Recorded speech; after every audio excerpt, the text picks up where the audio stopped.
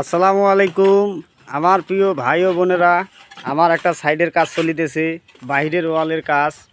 কাজের মধ্যে আমরা নিচে ব্লু দিয়েছি, তারপরে এই যে ইট কাটিংয়ের মতো একটা টাইলস আমরা টাইলসটা লাগাইতেছি।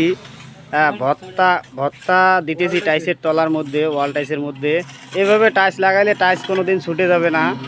আমাদের দক্ষ কারিগররা টাইলস লাগাইতেছে, আপনারা দেখতেছেন। কেমন হয়েছে আপনারা জানাবেন কমেন্টে, ভালো মন্দ আপনারা জানাবেন অবশ্যই। পুরো বাড়ির ভিডিওটা কাজ শেষ হলে আবার আপনাদেরকে দেখাবো। প্লাস এই যে গেট ফুল লাগাইছি, ওদিকে রানিং কাজ চলতেছে।